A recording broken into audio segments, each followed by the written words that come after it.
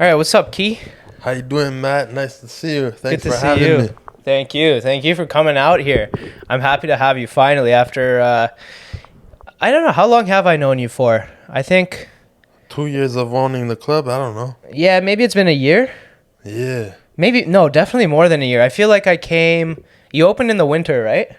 I opened like 2 years ago sometime. I can't remember. Anyways, all a blur. it's been about a year and a half, and I've wanted to get you. I've been on your podcast. I've wanted to get you on mine because, to be fair, you have a wall of legends in your club, but you're the main legend of the Toronto comedy scene. You're a mystical being.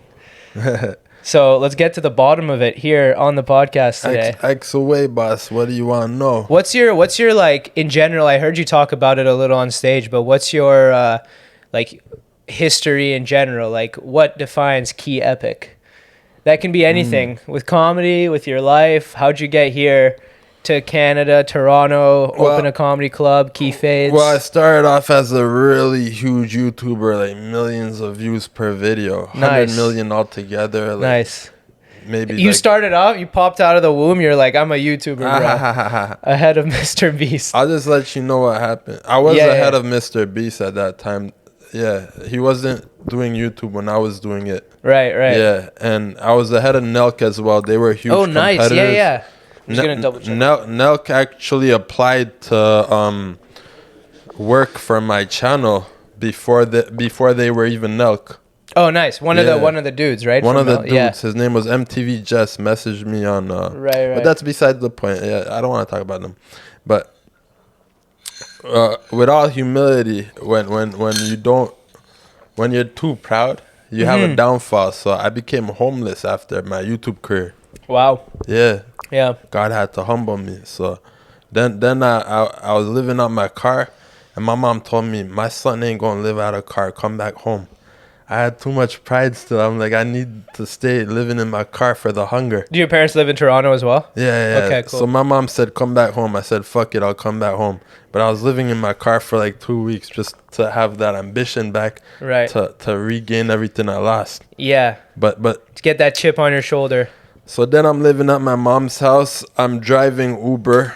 And I was so depressed because how do you go from being a celebrity and now everybody recognizing you as, oh my God, you're a YouTuber. How come you're driving Uber? Yeah. so then with every downfall, you have to have a good comeback story, right? Yeah. So I just kept pushing, driving Uber, and then one day my boy calls me up, says, can you please cut my hair? You used to cut my hair in the past. It's COVID. All the shops are closed. Can you please cut my hair? Right. I said, I'm a YouTuber now. I don't cut hair. He said, I'll give you $100. I said, I don't do it for no money. I'm staying home. I don't want to catch nothing from the disease that's going around. He said, I'll give you $150. Please come cut my hair. I said, I'm not cutting hair no more. He said, I'll give you we have like 5 people here. We'll give you $800. I said, $800? Where y'all at? And then, barber hat on. You went for it. That's cool, man. No, like, if I know anything about you, like, the thing that impresses me the most about you is your work ethic. You're always, like, on the way up here in my lobby, you put the Key Fades cards in the little, like, area we have for the posters and stuff like that in the lobby. Well, you're always pushing your comedy, you're pushing your business and everything. That's really impressive to see. Your work ethic, really, which is really nice. Well, it all comes from remembering the downfall, right? When you were homeless living out of a car. Yeah, fair enough. And you gotta grind so you get that money. So when I found out those were the prices people were willing to pay for a haircut, I cut hair like crazy, stacked up. Did you know how to cut hair before? Did you just learn kind of... I had my license 20 years prior. Oh, yeah? Okay, cool. Do you have, how does that work? Do you have to get like a certificate? I look young, but I'm old. 20 years. Yeah. No, I didn't even think about it. That's fine. Did you have to get a certificate? I got my license and certificate, and then when I stacked up, I had all this money left over. What's the final test to become a barber? What's like the final exam? The final exam? You have to like cut some dude's head without, or like cut a dude's hair without poking his eyes out. You never gain any skills in school, boss. Yeah, it's all practical, right? Yeah. Yeah. I actually, like, just yesterday I had somebody reach out to me. Just sometimes I look through my DMs and like answer them. Somebody asked, hey, like, I really want to get into comedy. Should I take classes? And I'm like, please don't ever take classes. Just write what you think is funny on a notepad and do open mics and eat shit until you get some laughs and follow that wave. Like anything in life, you gotta eat shit until you get good, right? Yeah. The people who are at least good in at comedy, whatever, when you eat shit, it's on you. But if you're a barber and you eat shit, poor guy walks out with a mohawk when he wanted a mullet, you know? What I was gonna tell you is whatever you're doing passionate in life, you gotta eat shit until you get good, Absolutely, right? yeah. You gotta fail until you make Yeah. it. Let's just hope you're not a doctor and fucking up people's brain surgery, to say that much. Well, I I don't know if you knew about my past life, but I was considering medical school. I took the, you know what the MCAT is? What's that? MCAT is like the entrance exam for medical school. Oh. Right? So I did an undergrad in biochem, I did a master's degree in synthetic organic chemistry, and I did my MCAT, and everything was kind of going towards med school, and my heart really wasn't in it. Like I might have had, the grades and the brains to do it, but I would have been one of those shitty doctors because I'm just way too, I don't know if it's ADHD or just the personality type doesn't work. And it took me, me doing a master's in chemistry to figure that out and find comedy and pursue that. But once you know, I feel like, and then you have to just chase that carrot, Yeah. So what was your first passion? Was it like, were you passionate about cutting hair? Well, or? I'll tell you, when I was broke, Yeah. I turned to all my gifts because that's where the money was at. Sure, If you give your gifts away for free, you'll get money back in return for them. Whether you're giving them away for free, people will want to give back. They won't want to get it for free. Mm-hmm. So I turned to me being an artist. I'm able to draw. I was giving away paintings. Nice. Well, not giving them away. I was getting my money back for the drawings, the paintings. And the other things I was doing was haircuts. My gift was cutting hair. And the other gift was comedy. So that's when I opened up the comedy club because I had so much money from stacking up at the barber shop. Nice. When did you get into comedy? Was it recently or like way before? Like, what's the timeline of that? So you got to realize when your gifts hit. And mine was when I was in grade 11. I think it was grade 10. Okay. I did this bubblegum speech in front of the school. Oh. And I made everybody laugh so hard. And then I was like chasing that feeling. But I never knew comedy was a thing until grade 12. I was flipping the channels. And I was like, no way. People are doing stand-up comedy. Are they getting paid for this? Yeah. And when I found out it's a profession, people are actually making... Some people are making millions at the top level. Yeah. Absolutely. When I found out people are actually making money like that, I was like... No way. How do I get into that? Yeah. And so in order to get into anything that you're passionate about, you got to go through the shit. So I went to these shitty bar open mics. As we all did. All those guys you saw on TV that are making millions, they started out there too, right? Yeah. That's the cool thing about it. If you keep pursuing it, you can, build your way up. That's cool. So you had the dream since you were in, you said grade 10. Like that's when you discovered that little flicker. You had a speech in front of the class, you got some laughs, and you're like, oh, this is what I want to do. And then you pursued that. When was your first open mic? Did you do it like right away in grade 12, or did it take you some time? I think I did my first open mic. It was at this place that doesn't exist anymore. It was called Mama's House or something. All right. I went there. I did my first set. Some guy heckled me. I used to be called Double K back then, right? Double K. Because my first name's K, last name's K. So yeah. let's just hope the middle name's not K, or else it would be Triple K. Yeah, and you don't want that. And so one guy heckles me. He goes, you're not white enough. And so I go, you're not I'm black white where enough. It counts, though. Oh, there we go. And that's when I won over the audience because I just did a quick little and you remember that. That's crazy from your first open mic. Yeah. That's nice. Yeah, that's how good it feels. That memory is like etched in your brain from that first laugh you got. I can probably like the sensation. And also the bombs are pretty etched in there too, but you got to focus on the good stuff when you can.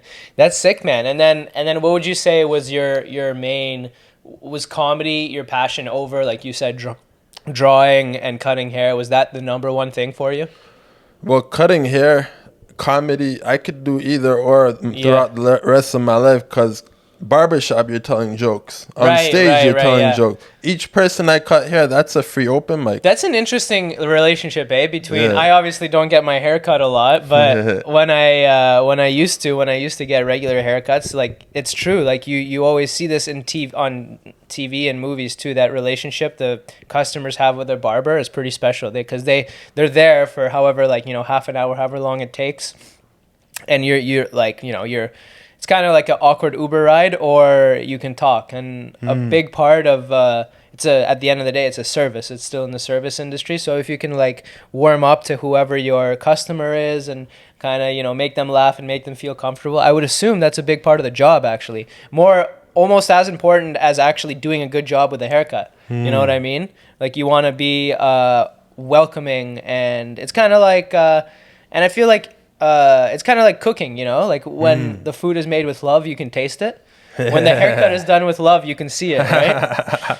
That's true. Yeah, you gotta pour all your passion into it. You could tell if someone's cutting hair just for the money because they're gonna not put detail into it. Right, not do a great job, just chop out. And that's what makes people differ. Like me, I would still cut hair if I wasn't making money. I would still do comedy if I wasn't making money. I would still paint if I wasn't making money. But I know if I do all these things, whether I give it away for free or not, people are willing to pay because no one wants things for free. Right. Especially if you reach a certain level, they're willing to repay you for your your artistry. Give your gift away for free, you'll get money in return. Sure, yeah, for sure. But so how with the barber shop you're at? I think I've been to your barber shop. You're at Midtown, St. Clair, something like that. Yeah, St. Clair Dufferin. Nice. Key fades, everybody. Hit Key up for the freshest fade. Yeah, like I said, I would know. I don't get haircuts, so I don't know much about it. But how has that been? How is that dichotomy between? I guess you bring your personality to everything, because I'm assuming, like you just said, you cut hair, you talk to your clients, you're on stage, everybody sees who you are for sure.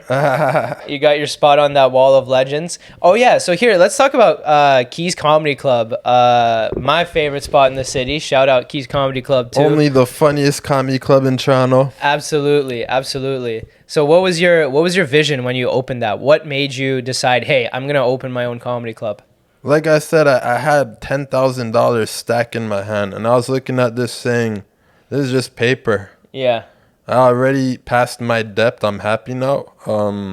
I'd rather have a comedy club. That would make me happier than holding this. Yeah. And so I was just looking at this like it's just a piece of paper.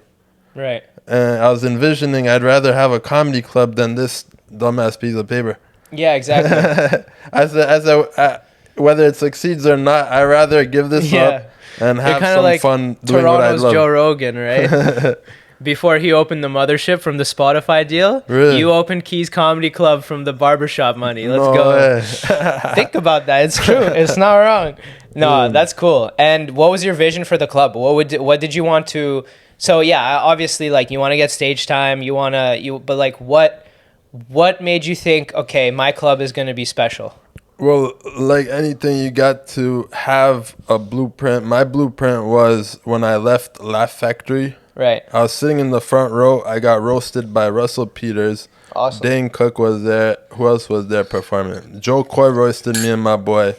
Who else roasted? All these fucking big-ass names just roasted me and my boy. I was like, whoa, I want heavy hitters back-to-back like this, but in Toronto. And so I created a wall of legends. These are all guys that have like millions of views on YouTube.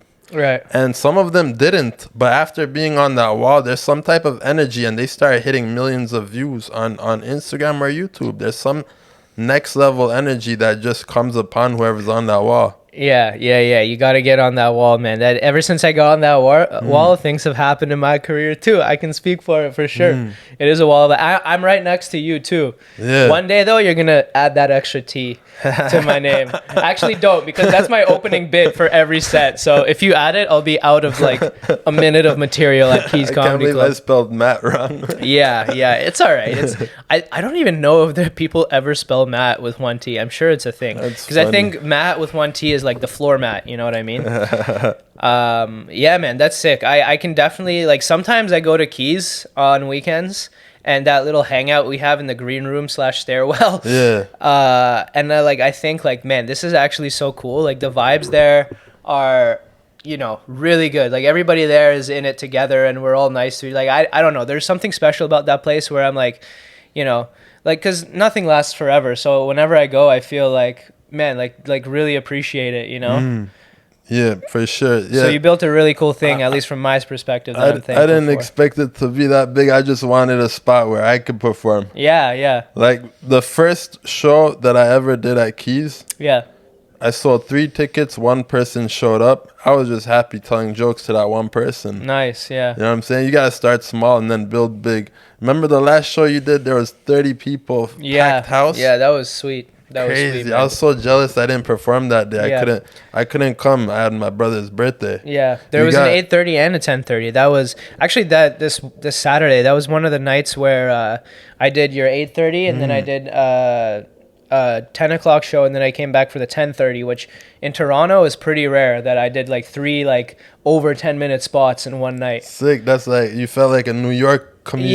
Yeah, which I'm like, I was thinking to myself, like, that's like an average, that's like actually 3 sets probably is a below average night in New York or in Austin if you're at a certain level, but out here, man, that's pretty rare. But I'm just happy for that stage time. So Respect. it was cool, man. And 2 of those shows were yours, so that was a big part of it. I'm glad we could bring that to Toronto. It's pretty cool. Yeah. Yeah, man, it's really cool. I didn't expect it to be that big. I just wanted to perform, and I didn't. First show was literally me and one other comedian, because I could go for hours on stage. So for sure, yeah. And your open mic is also a really cool vibe, like where all the new comedians come and they walk up that stairwell. So there's for people that don't know, you have to, usually comedy clubs are in basement. This place is the opposite. It's elevated. You have to walk up a penthouse. It's in the penthouse. Yeah, it's the penthouse of comedy.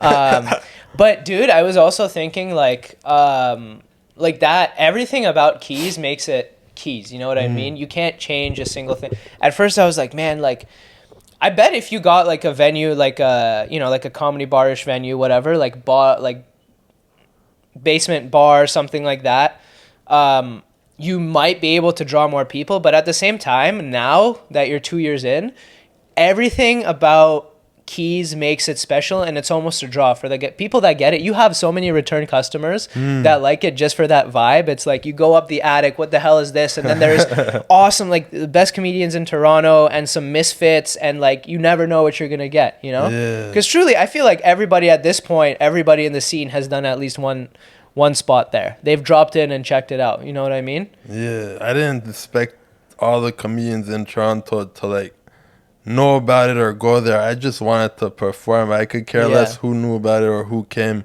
I guess it just spread amongst people, word of mouth, because I never advertise on Facebook. I never do anything like that.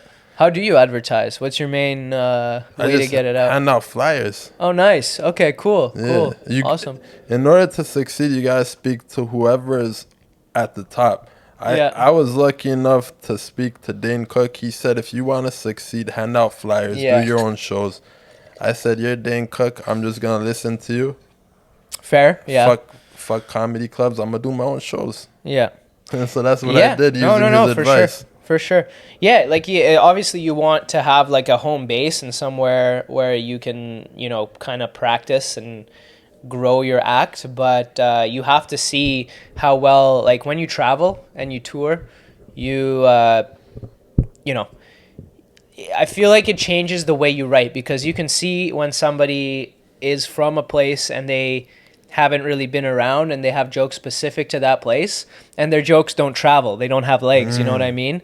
Because like, you know, I can have like 10 minutes of TTC material that I can only do in Toronto. Yeah, it's true. But then what happens when I'm in New York or Austin, right? So there's that, and there's evergreen material.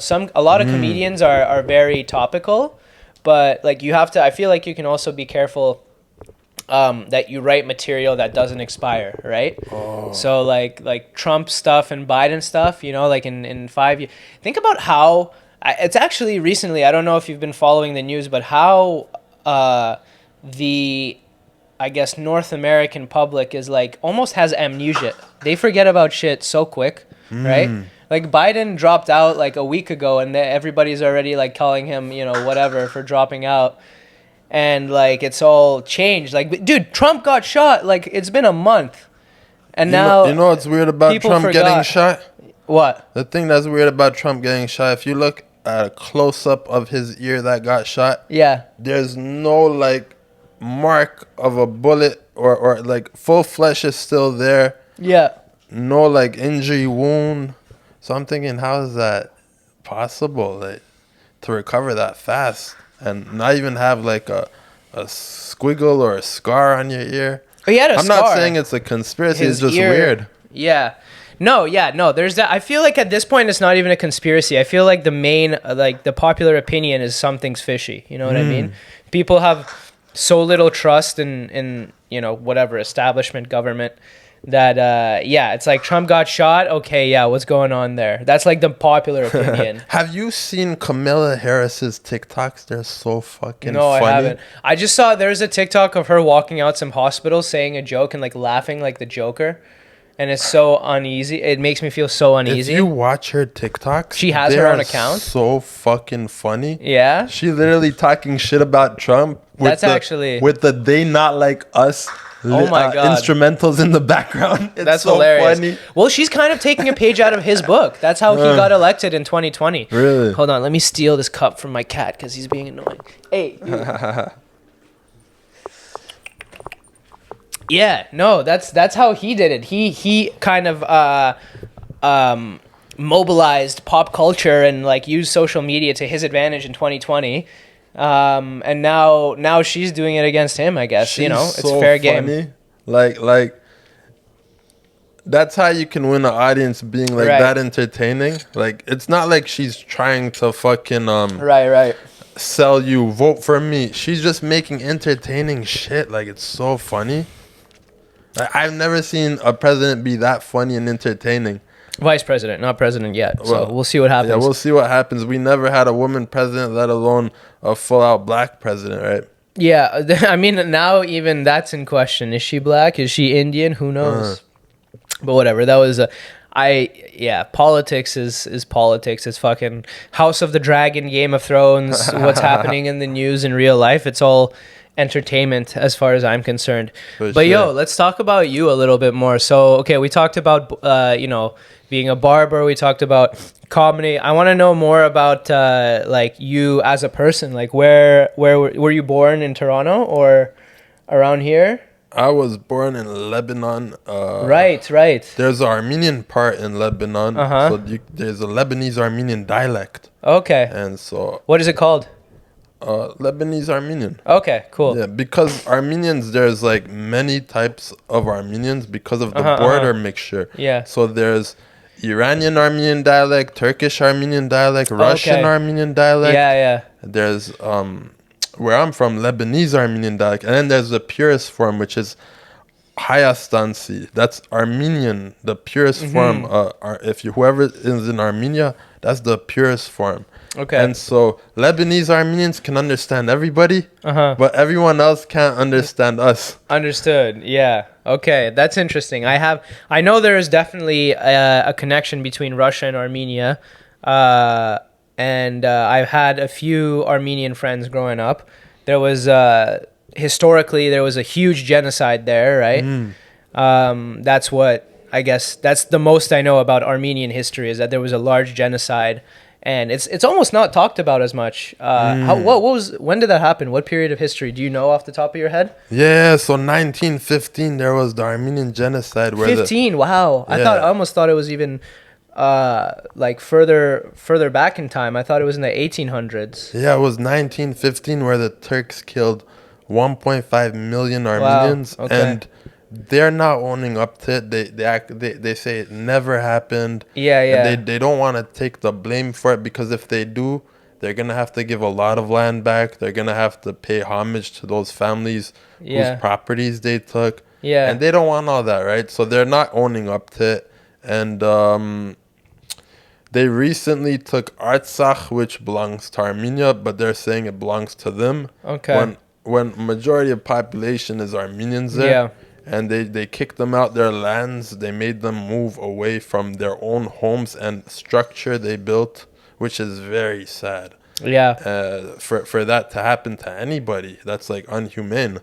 And so how I see it is, some people tell me, Kavork, if you ever lose hair, because I'm a hairstylist, right? They say you should go get that man boob job, the go to Turkey and get those hair transplants. Yeah. I'm like, they don't like Armenians. Right. What if I wake up instead they give me a boob transplant?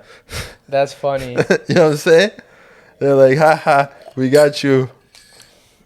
Yeah, definitely. Yeah, don't want to go to Turkey for a hair transplant and wake up with double D's. You know what I mean? That would be scary. I should read up on that, because I don't know a lot about so many of these conflicts now, man. Like, obviously Russia, Ukraine, I know the most about because it is closest to home. But like, I'm just learning so much about the Israeli-Palestine conflict now, and that's a whole conflict that people isn't necessarily in the mainstream media at the moment. But it's crazy now how like every day I feel like you wake up and there's a different like, you know, popular. You basically go on Twitter, find like the first white bitch that comes to your and whatever flags she has in her bios. That's how you know what's on the news and popular right now, because those flags change. I feel like on a weekly basis, which is kind of sad. You know what I mean? There's so many, because at the end of the day, you know, we're all just people. So kind of sucks to see, but it's weird. People ask me, "Do you like Turks?" Yeah. I love Turks. We have so much in common. Yeah. I don't let politics get in between us being relations as humans. Yeah, exactly. As we shouldn't, man. That's why, especially us here in like Canada and the US, like we're so far removed from all that. I understand if you're living it and it has repercussions on your daily life, but like as far as people that are lucky enough to live in kind of, you know, in the Western world, which is honestly, I don't even know how long that's going to last. I don't know if you know anything about the Roman Empire, but like it was pretty huge and it collapsed. So, you know, at least if we see the fall of civilization, we'll be like, okay, you know, that's what happened. It was Kim Kardashian's fault. She's Armenian, right? Or no? Yeah. All I'll tell you is if the Turks give us our land back, Yeah. we'll make sure we never play no Kardashians on the TV. Yeah. Fair enough. That's a fair trade. She's your biggest export, right? That's the fair trade. Yeah. They give us our land, we'll give them Kim Kardashian. It'll be... Yeah. So you were born in the Lebanese region of Armenia. You were 0 years old. How long did you live there? I came here when I was 9 months. 9 months. So Okay. I don't remember. I was a baby. So yeah. So as far as your entire memory serves, you've lived here for your entire life. Yeah. Okay, cool. And your parents brought you here. Obviously, they came here. You were born there. You came here, and then what? And then, I started school. I was so shy, believe it or not. But my mom, she dressed me up as a clown. It's like overshadowing my comedy career. She dressed you up as a clown? For Halloween. Oh, for Halloween. That's cute. That's cute. Overshadowed my comedy career. Or some shit. Yeah. That's what my parents still think I do. They think I like no, but they, as a joke, they sometimes she's like, "What the fuck are you doing? Go get a job. Don't stop clowning around." Yeah. So do you have any siblings or anything, or? I have 2 sisters, 1 brother. Oh, wow. My brother's taller than me, but he's like 8 years younger than me. Damn. People think he's older than me because of how tall he is. Yeah, that's crazy. Everybody's like 2 years apart. My sister's the oldest. I'm 2 years younger than her. And I have a younger sister, 2 years younger than me. Nice. And then younger than her. So you're the oldest? No, you have an older sister, you said. Yeah. Okay, one. So you're not quite the middle child. You're still towards the top of the ranks, but you're. Did you get beat as a child? Oh yeah, are you kidding me? All the immigrants. Oh, not seriously, but a little spank here and there. I feel like, of course, yeah. Like that's what makes a rational human being, right? A few spoon Armenians spanks. would get beat as a child. I remember that. Yeah. What's the? Yeah, you do remember that. You know what's funny? Yeah. What? When you're getting beat so much, like slapped on your face, that you're like desensitized to it because the adrenaline kicks in. So now you're just sitting there with just a happy smile.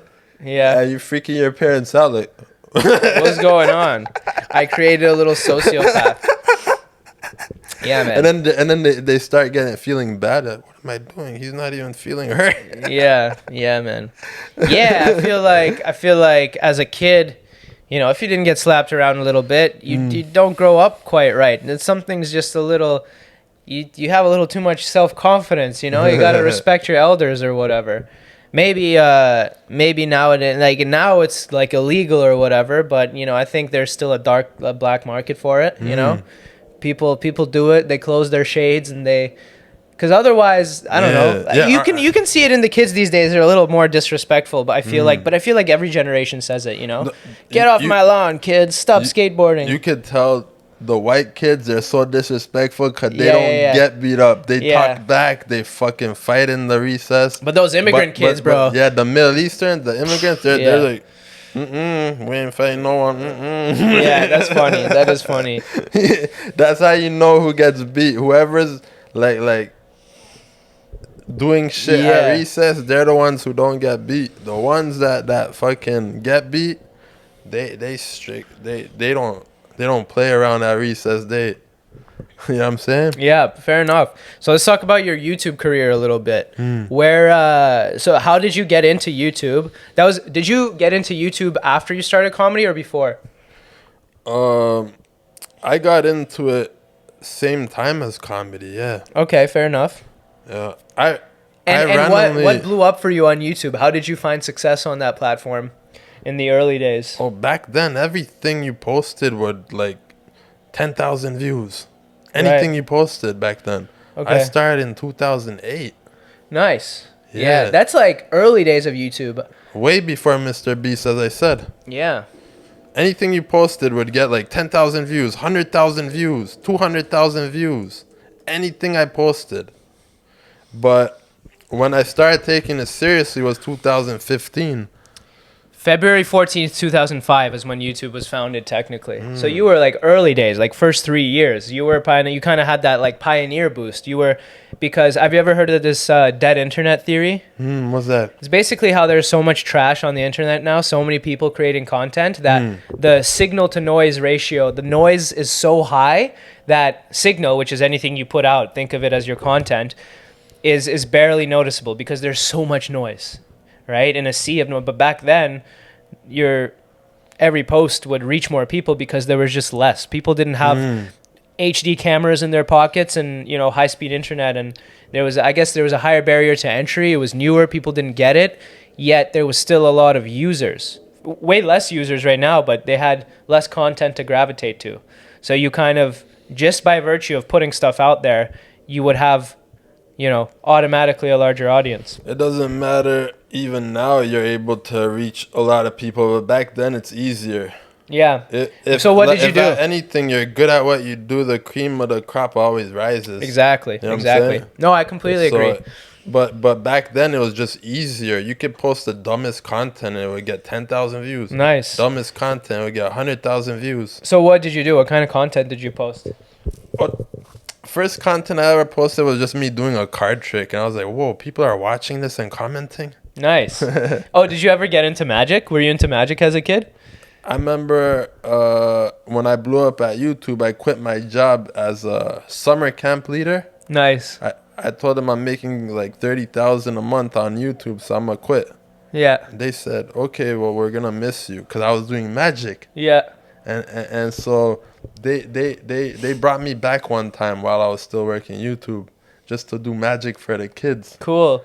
And they paid me when I was working as a camp leader, in one day. Nice. They paid me $500. Cool. The week's paycheck I made in one day just doing magic. Nice. I remember I used to love magic too. I feel like I had like a Chris Angel box set. I do like, little ping pong tricks and like card tricks and show my parents and stuff. But that's I feel like that's a comedian's arch nemesis, is the magician. Oh, really? Yeah. I do some crazy magic tricks. My last trick I did was I made someone pick a card. I said, "Is that it?" He said, "No, that's not my card I picked." I said, "Is that it?" He said, "No, that's not my card I picked." I said, "Is that it?" He said, "No, that's not my card I picked." I said, and I threw it at the fucking glass backboard of the basketball. Yeah. And their card was behind the glass. Oh, cool. And they were all like, "What the fuck?" Nice. Yeah, it's a cool trick. It's cool also because there's like some trick. I still YouTube. I recently learned a new trick you can do with like a soda can and a pin, but a lot of it is like physics. It's just being tricky and smart, being intuitive. Like, what's something that I can manipulate somehow and make people think it's magic when it's all just physics and like setup and It's almost like writing a joke. Once you're a magician, you want to create your own tricks that haven't been seen before. Yeah. And you can use, like, there's a toolbox of, like, techniques you can use to create a new trick, right? So, it's cool. So, what were we even talking about? Yeah, like, magic. And then how do we get to that topic? I was asking you about, like, young ring. Key. Check out this ring. Let me see the ring. Check it out. Is it a magic? Are you going to do a magic trick? Ring. Check it out. Yeah. Wow, the sleight of hand. I saw that. I told you I was a magician. Damn. All right. Key's got the fucking silky fingers. You hear that, ladies? He knows how to use them. Oh, yeah. We were talking about YouTube. So the first thing you posted on YouTube was a magic trick. And then what kind of content did you... So the next one I did was a drive-through prank. Okay. And this was a floating hamburger in the drive-through. Okay. This one got 13,000 views. First upload. Take this in, right? I filmed it myself, shitty camera. MTV starts posting my video on their channel. Oh, wow. I was like, what the fuck? MTV's posting some stupid creation I made. It gave me some confidence. Right. And so I was like, okay, I'm going to keep going.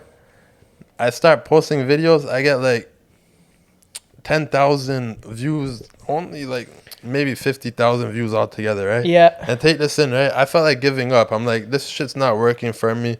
At that time when I felt like giving up, like, it's just like I got recognized on the street.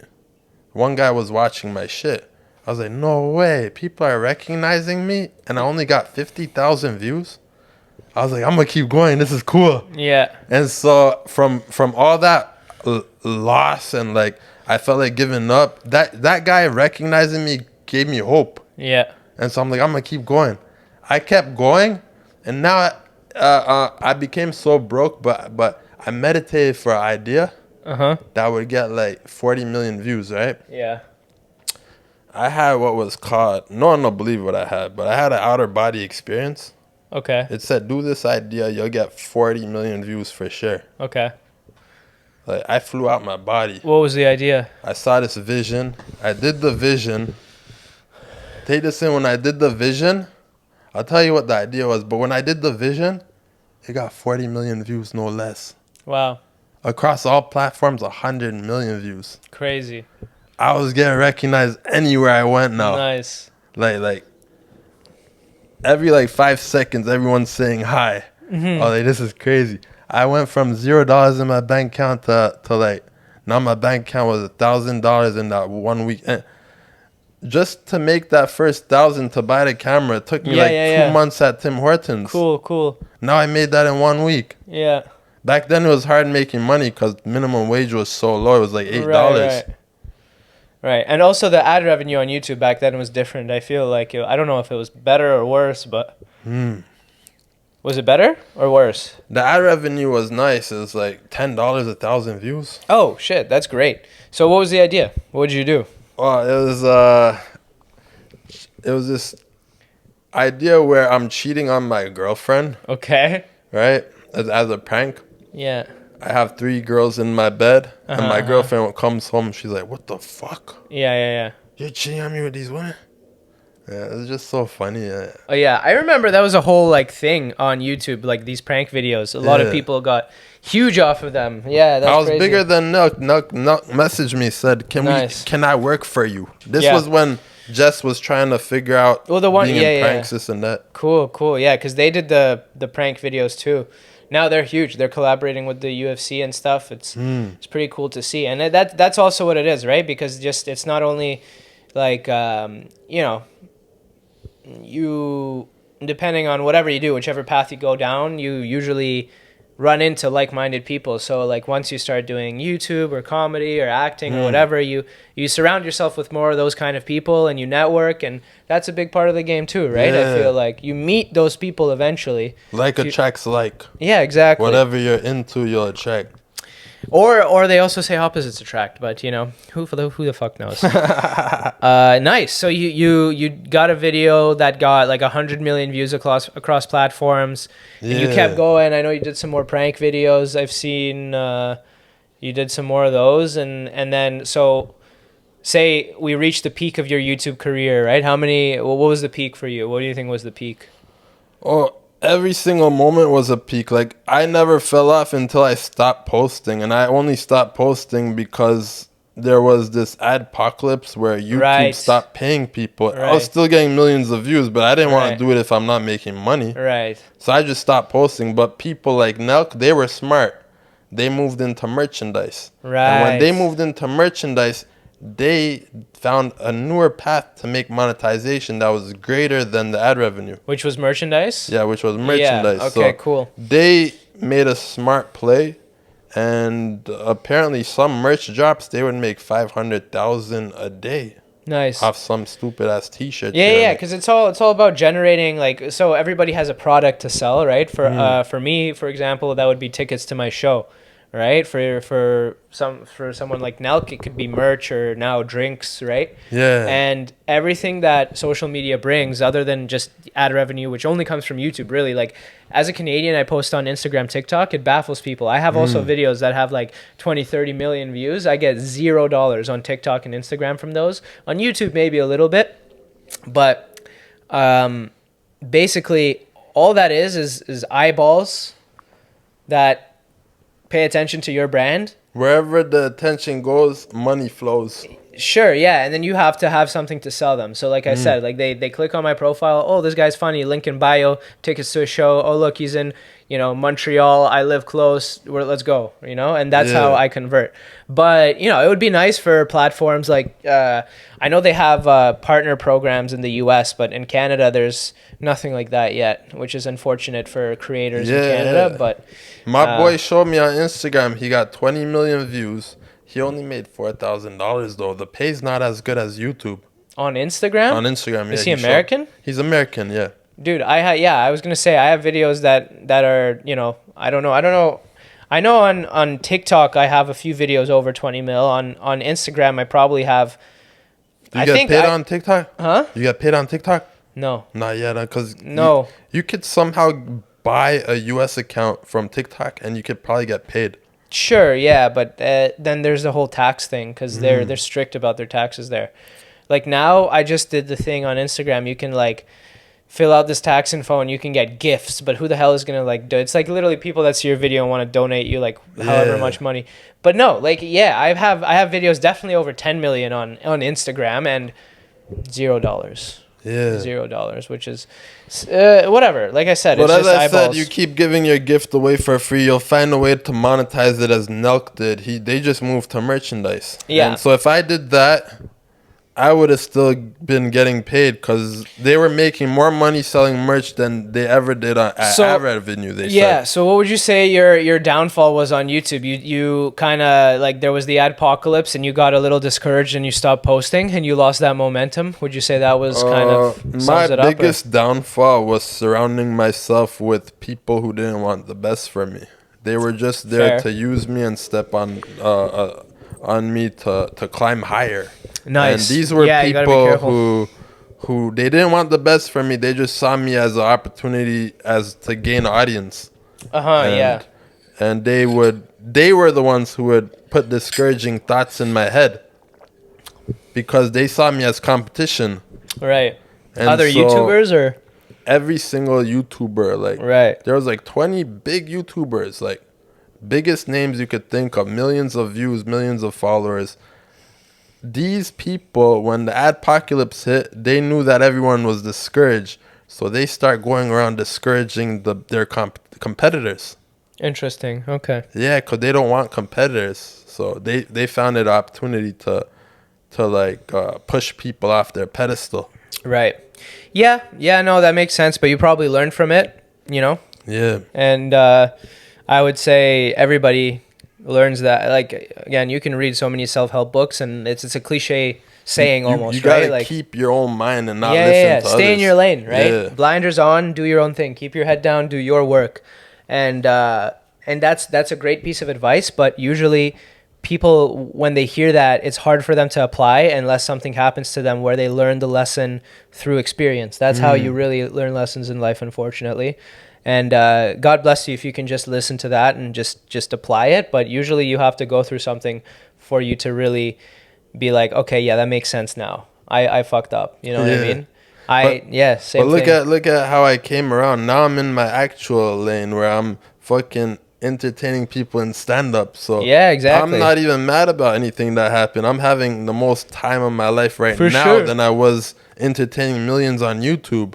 That's awesome, man. The whole YouTube attention, I thought it was gonna convert to seats.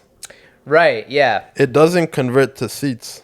Pranks don't convert to seats. I Right, was doing yeah. pranks. Pranks. You yeah. got to get into the niche you want to sell seats for. And that's Absolutely. stand up. Yep. No, yeah, completely, yeah. So, like, the type of content you post has to correlate to what you do. Kamala Harris wants to be a president, so she's making the most entertaining content.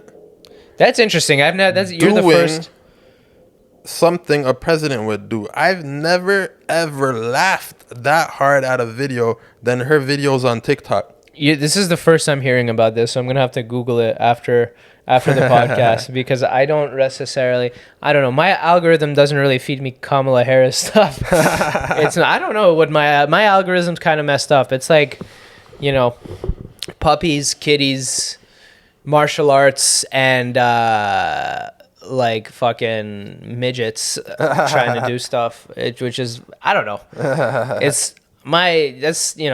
I feel like the algorithm is a deep gaze into your soul. It tells you what's truly on someone's mind, you know? Yeah. People like to put a mask on. If you really want to know who someone is on the inside, look at their, like, just swipe through 10 videos on their TikTok. Or watch this. When someone's ad comes up and it's suggested, you're like, what? Yeah, man.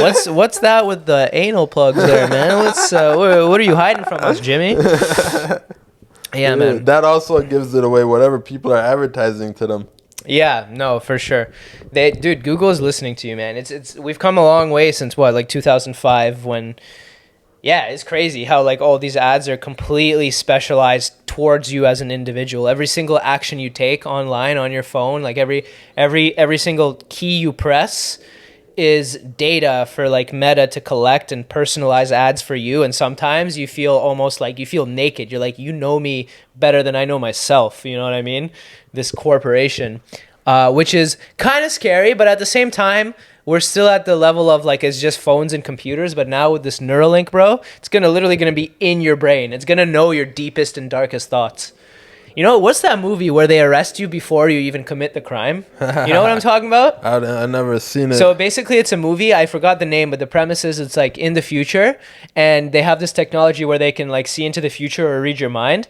And there is zero crime because they arrest people before they commit a crime. Oh, wow. So say like they look 5 weeks into the future and they see you're going to rob a bank or murder somebody. They arrest you now before you even commit it. And it's like, and that brings up the whole ethical question of like, you know, do we have free will or is our destiny kind of set in stone and all of that crazy stuff? And it's like, whoa, Jeez. There's a lot of ways. AI, man, and it's all right. It's all right. Let's bring it back to something more positive. So YouTube, and then you got into comedy. Now you have a sick barbershop. You have Keys Comedy Club, bro. You're killing it. You're here, man, on the Puzhitsky podcast. Yeah. And we're laughing, thanks bro. to We're the just, Most High. Yeah, we're trying to spread love. That's it. Yeah. Yeah, man. But yeah, thanks for coming, man. Is there anything else you want to plug? I feel like we did a good job plugging Key Fades, Keys Comedy Club. What else? Go ahead. I just want everyone to chase their dreams. Whatever your passion is, your gifts, go after them. Give them away for free. You'll get money in return. Like, yeah, much love. Hope this inspired y'all. God bless. And if y'all want to follow me, I always reply back to everyone's DMs on Instagram. Yeah.